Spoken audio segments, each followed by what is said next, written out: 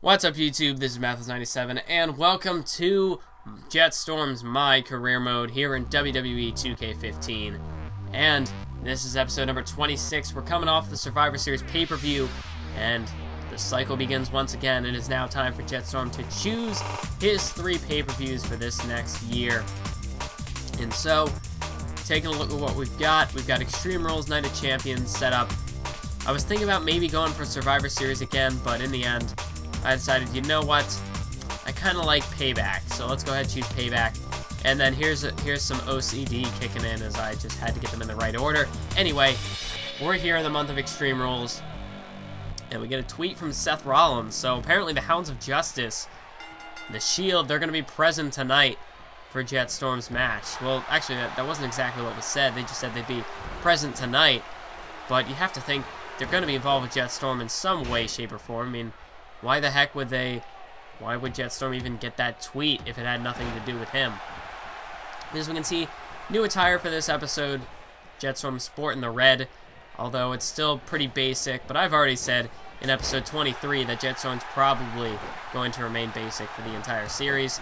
I've already recorded up to episode 36, and that was, you know, by that point, I don't know, I don't even know how long this career mode series is going to go. Although I do know that they're trying to push me towards, like, you know, one of the big 4 pay-per-views. They're trying to make me choose a certain one by a certain point. So, probably, I don't know, it all depends. Do I want this career mode to drag on any longer? I mean, when I started this, I was kind of hoping that I'd be able to explore as many storylines as possible. But if that means, you know, if they throw me into the Royal Rumble, do I really want to just lose?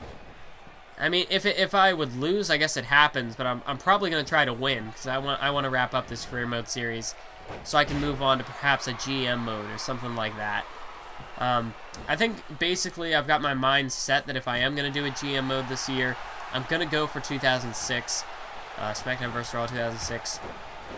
But I'm not confirming it, because I'm not going to confirm it until it happens. I probably won't even confirm it. It'll just show up one day if I am going to do it. But yeah, that is my hope, that I'll be able to do a GM mode series after this, because I don't really have any other ideas for what I could do for a series. And I always like to have at least 2 series going on my channel. And since I've basically canceled UCW 2K15 for this year because of all the limitations of 2K15, I really don't want to have to go back to the PS3, because, I mean, I guess I could keep it hooked up all the time, but that's not exactly, you know, I don't really want to do that because, you know, I don't really feel that I need to justify my decisions. It's what I want to do, and, you know, ultimately I'm the one making the videos, and I don't want to have my PS3 hooked up the whole time just for my own personal reasons, and because, I mean, I don't need 2 consoles hooked up if I'm only gonna, like, I mean, just thinking about it, the reason why I'm not doing UCW 2K15 this year on the PlayStation 3 for WWE 2K14, you know, just to have to go back to an older game, have to play all these matches, and, you know, do all the editing again. I mean, with Universe Mode, I'm trying to make some progress with how I do that series, and try to maybe put a little more effort into that. But especially now that I work, and, you know, I don't have exactly as much free time as I used to do, say, maybe this time last year when I was making videos. And, you know, just to have to sit down and do all the editing, and the rendering especially, the rendering for UCW 2K15 would have been atrocious, because each video would have been like an hour long, and my laptop is just so slow with rendering. So, I mean, I don't think it's worth it to go back and do that series. We'll see how WWE 2K16 turns out. But if I can't do the series for WWE 2K16, I'm probably not going to pick it back up at all. Not sure, but that's kind of what I'm thinking at this point. Anyway, back to career mode. Jett Storm looking for revenge on Mark Henry, and after he hits Storm out, that's going to do it. Jett Storm gets the victory, gets his win back over Mark Henry from, you know, probably about 10 episodes ago. It's been a while since these two last faced off, but, you know, Jett Storm, he's grown since then, and tonight he scores a victory over Mark Henry. But it's interesting, that tweet that we got from the Shield, that we got from Seth Rollins. What exactly do the Shield have planned? What do they want with Jett Storm? Well, I guess we're just going to have to wait and stay tuned. But anyway, Jett Storm is victorious here tonight over Mark Henry. That is a monumental victory in the career for Jett Storm. Gets a bit of payback against Henry. And, oh, wait a minute. Wait a minute, that's the Shield's music. And here's Seth Rollins just diving over the barricade. Dean Ambrose, Roman Reigns. Wow, they all came out of the same barricade. That doesn't happen often. But now, look at this. Jett Storm's in a lot of trouble. The Shield's circling the ring here. And while Jett Storm, he's not backing down. And this could perhaps, his arrogance could cost him. And look at Seth Rollins, a springboard knee to the head of Jett Storm. And just like that, Jett Storm is out of commission. And now Roman Reigns, oh, the Shield are setting Jett Storm up. They're going to go for that triple powerbomb. And Roman Reigns just measuring Jett Storm here. And this is not looking good for Storm. The Shield deliver the triple powerbomb to Jett Storm. And I don't know exactly what the Shield's agenda was in mind, but they clearly made a statement here tonight, and they have served justice. Because now they just pose over Jett Storm's broken body. And now we get another tweet from Seth Rollins. This is only the beginning. Justice has not yet been served. So Jett Storm coming out for a second match. Oh, but Dean Ambrose from behind, just blasting Jett Storm with that steel chair. And, well, this is a week later. Jett Storm is coming out for some sort of match, but that clearly didn't happen. Stay down. No one wants to see you become the face of the WWE. That's an injustice worth remedying. Well, you know, this could very well tie into the last episode. I mean, John Cena recruited Jett Storm to be on Team Cena at Survivor Series. Perhaps the Shield sees that as an injustice. They don't believe Jett Storm was ready to compete at that level. And they probably feel like Jett Storm stole a spot from a deserving competitor, somebody else who, you know, maybe perhaps a member of the Shield could have been vying for that spot on Team Cena. I mean, I don't know. But perhaps they just see that as injustice. Jett Storm, you know, getting pushed up in his career too quickly. Because you got to think, Jett Storm has had a pretty quick rise here in the WWE. I mean, in NXT, he was only there for 2 or 3 months. I don't know exactly how long it was. But, I mean, really, I mean, just overall, his journey in general to the main roster has been a pretty quick one. People seem to claim as Jett Storm being one of the fastest rising superstars in WWE. Perhaps that is what the Shield see injustice in, that Jett Storm is getting all these opportunities that no other superstar, and probably more deserving superstars, are getting. But, oh, what a punch there from CM Punk. I mean, I don't get this. Why is Jett Storm just being thrown into this match with CM Punk? I don't know. I mean, obviously Jett Storm is not ready to compete against somebody like CM Punk. Or maybe he is. Maybe that's what this match is to prove here tonight.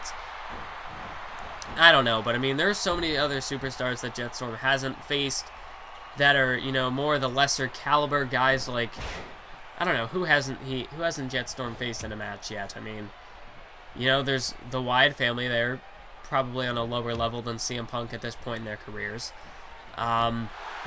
See, he's faced the primetime players. I mean, there have got to be more superstars out there that... I mean, what about Rey Mysterio? Mysterio's not quite on Punk's level, but I mean, to just throw main eventers like Cena and CM Punk and Randy Orton, just throw them at Jett Storm, I don't think that makes much sense. I don't know if he's really ready. I mean, I don't know. I don't understand Career Mode's booking. But right now, the Shield obviously are looking to try to take Jett Storm down a peg, and they've certainly done that these past 2 weeks. But anyway, to go back to GM mode, I'm really hoping that I'd be able to start up a 2006 GM mode maybe by, I don't know, maybe April or May? I'm not sure at this point. This is all under the assumption that the Elgato can record PlayStation 2 gameplay. I'm pretty sure it can, because I think PlayStation 2 runs off the whole component cable setup, which the PS3 needed if you wanted to record with the Elgato. So I'm pretty sure I can record PS2 gameplay. Although I probably should check that sometime soon, just to be sure before I go and plan this series out. Although I'm almost 100% positive that is the case, and that I will be able to record PS2 gameplay with the Elgato. Nice dropkick off the top rope there by Punk, or to Punk, by Jett Storm. But yeah, this is another one of those longer My Career episodes. This one, for some reason, I don't know. I don't like having My Career videos that are over 20 minutes, because then, as you saw in episode 23, things just get weird. That episode was weird. It was a strange episode. I don't know. Depending on how you look at it, maybe that was one of my best commentaries of all time, or maybe it was one of my worst commentaries of all time. I guess it all depends on your, I don't know, what you look for in a commentary, what you find enjoyable. I don't know. I'm not all that proud of episode 23. That commentary just got completely out of control at some points because I didn't really know what I was saying. But that's what happens sometimes when you're just talking in front of a live mic and you don't have a script or anything, and you don't really know what you're gonna say, and you have to fill up a certain amount of time with, you know, whatever you're gonna say. Yeah, that doesn't always work out. I mean, for the majority of my videos, it's gone down pretty well. I think I've done a good job. But then there are, on occasion, those few episodes that just don't. And part of it, too, is just because My Career Mode is just, I don't know, it's not as enjoyable of a series as Universe Mode. I don't find it as exciting. I mean, there are probably some people out there who enjoy My Career Mode more than Universe Mode, at least my videos. But I don't know. I personally, I mean, not to say that I don't like the series, but if I have to have a longer episode, I just can't. I can't do a commentary for that long, because it's not like I have some overarching story that I can talk about. There's no real backstory I can delve into whenever the match gets super slow-paced. And, I mean, I can just talk about the moves and, like, what's going on in the match the whole time, but I can't really do that either, because when the match gets slow, there's nothing really to talk about. And that's just kind of how My Career Mode commentaries work for me. I mean, I think that's kind of how GM Mode was a little bit too, which is probably why it's more of like a tangent series. Although with, I don't know. I don't know exactly how to describe it, but it's just, I don't know.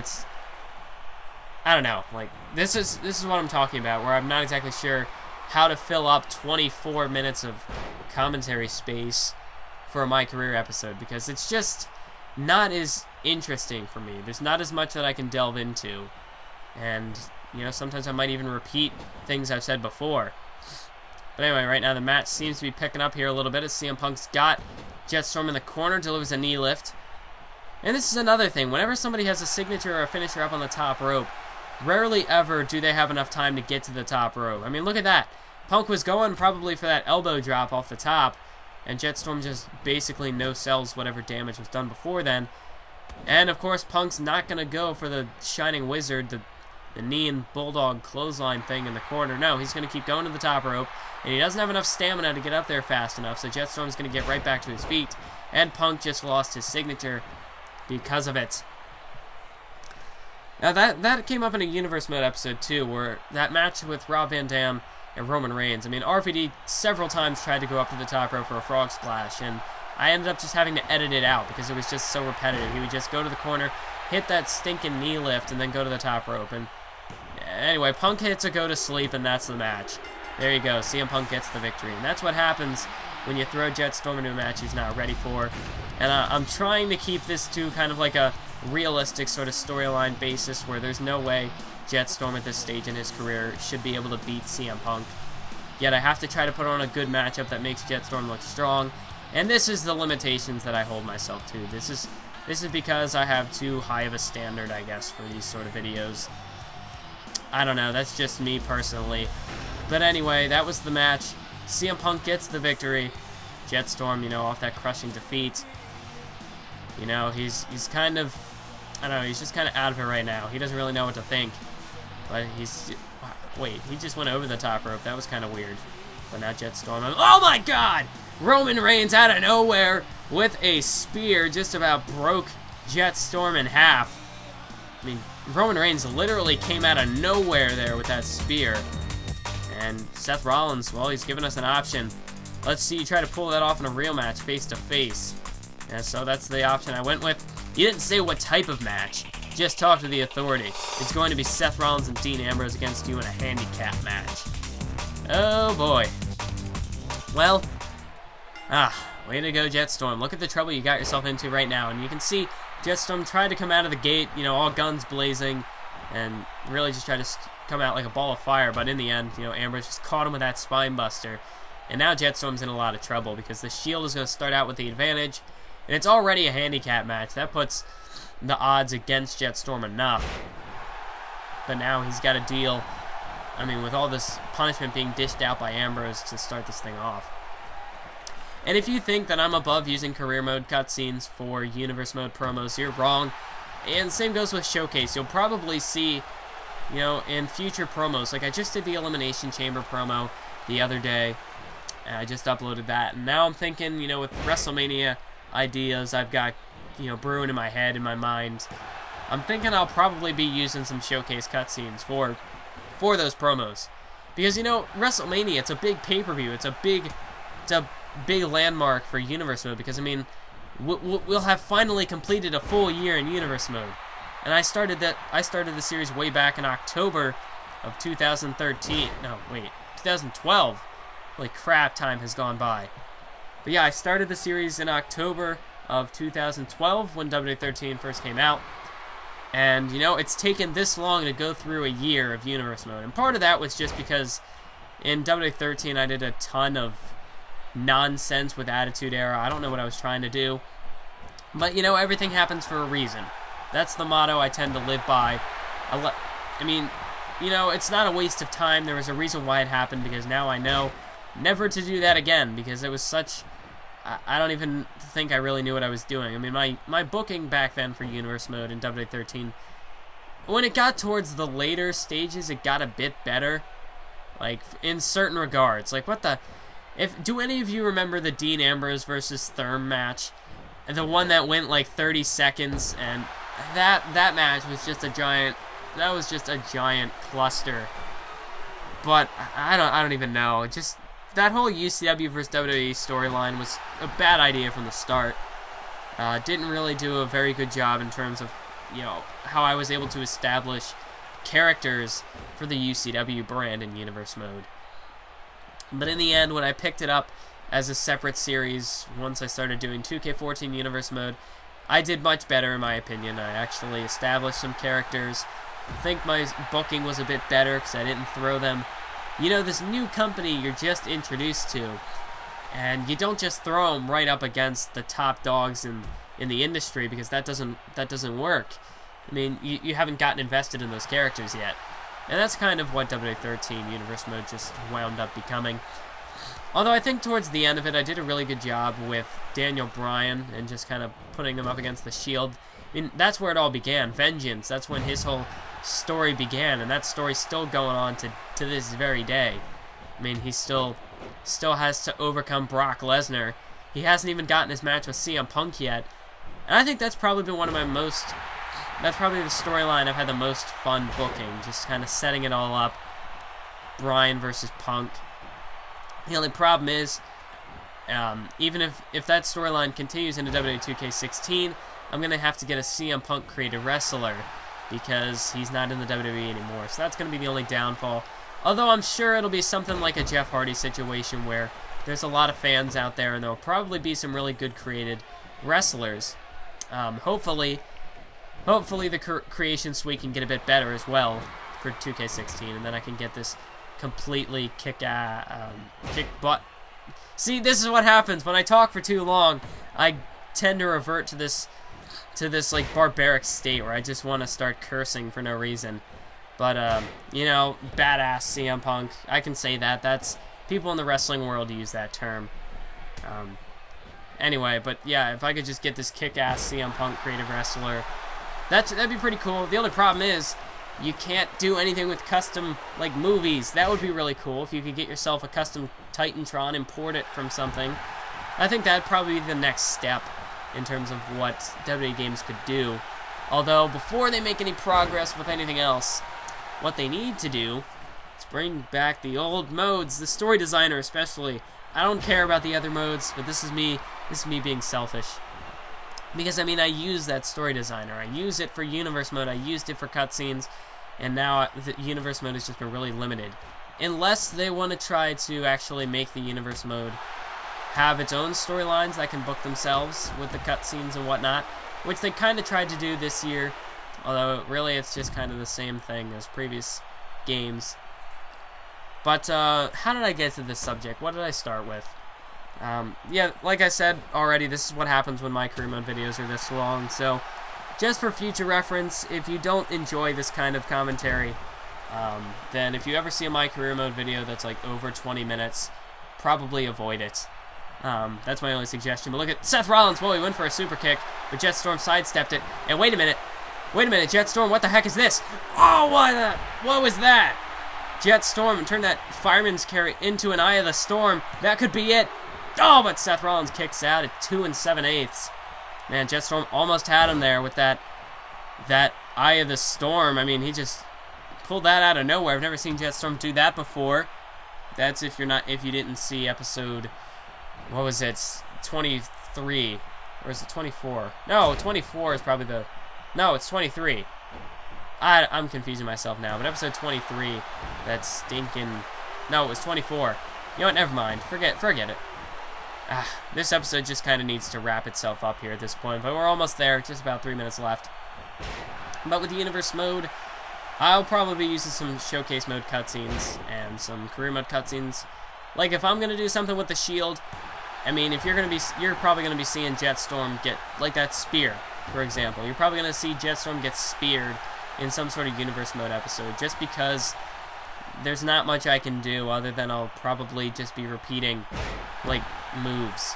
That's the only other thing I can think of, because I don't have cutscenes that I can really record from like a story designer to use in those promos. So I've really been limited this year with what I can do. Although so far I think I've been doing an okay job.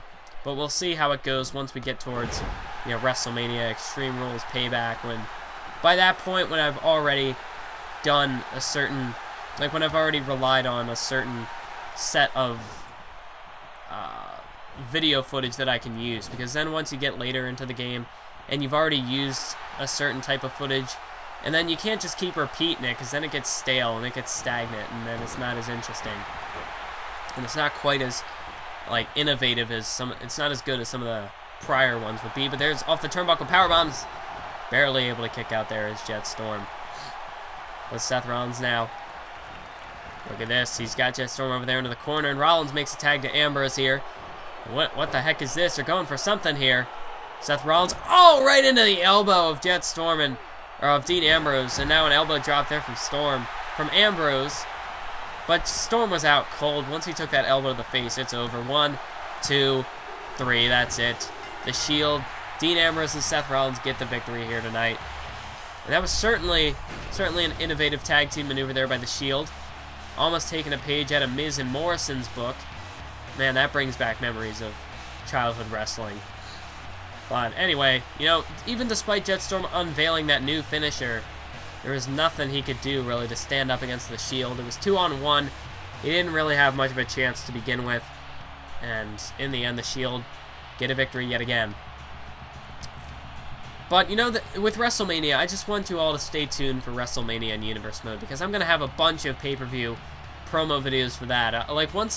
Once I upload the final episode of SmackDown, it's probably going to be a while until I upload the WrestleMania, because I'm going to be working on all these promos. There's probably going to be at least 3, maybe 4, I don't know.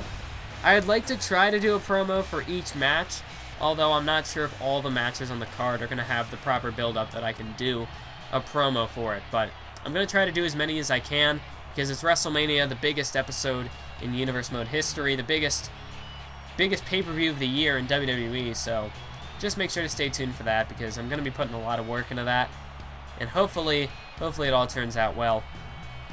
But that's it for this episode. That match is done.